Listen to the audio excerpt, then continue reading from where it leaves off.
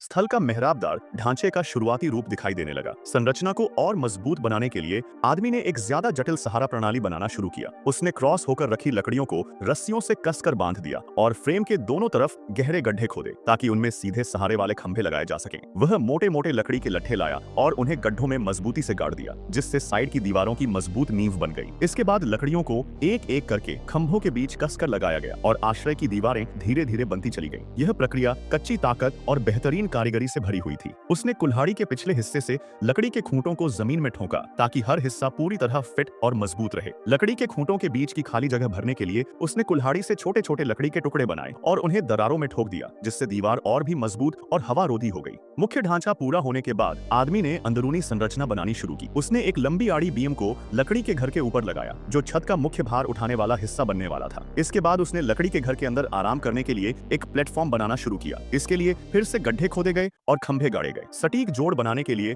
उसने चाकू से लकड़ी की डंडी के एक सिरे को नुकीला करके लकड़ी की कीलें बनाई और उन्हें जोड़ वाली जगहों में ठोक दिया। बिना एक भी लोहे की कील के पूरी संरचना असाधारण रूप से मजबूत बन गई। दीवारों का निर्माण अभी भी जारी था। उसने आरी से सही आकार की लकड़ी काटी और कुल्हाड़ी से उसे दो हिस्सों में चीर दिया। समतल हिस्सा अंदर की ओर रखते हुए लकड़ियों को परत दर परत ऊपर जमाया ताकि लकड़ियां आपस में ठीक से जुड़ जाएं। उसने कुल्हाड़ी से उनके संपर्क वाले हिस्सों में छोटे छोटे खांचे बनाए। यह बारीक काम उसकी उत्कृष्ट बढ़ईगिरी को दिखाता है। लकड़ी के घर की अंदरूनी दीवारें भी इसी तरीके से बनाई गईं। हर लकड़ी को ध्यान से तराश कर और मजबूती से लगाया गया। जैसे जैसे दीवारें ऊंची होती गईं, आश्रय के अंदर खुलापन और जगह का एहसास भी बढ़ता गया। अब छत का ढांचा भी तैयार होने लगा। एक एक करके लकड़ी की पट्टियां मुख्य बीम पर लगाई गईं ताकि बाद में छत बिछाने की तैयारी तय हो सके। अब बारी थी अंदर के बिस्तर की। आदमी पहले से तैयार की हुई लकड़ी की पट्टियां अंदर लाया और आराम के प्लेटफॉर्म पर उन्हें बिछाने लगा। उसने रस्सियों से पट्टियों और नीचे के सहारे वाले ढांचे को कसकर बांध दिया ताकि बिस्तर समतल और मजबूत रहे। इस तरह जमीन से ऊपर एक आरामदायक बिस्तर तैयार हो गया। अब आश्रय की छत को वाटरप्रूफ बनाना सबसे महत्वपूर्ण काम था।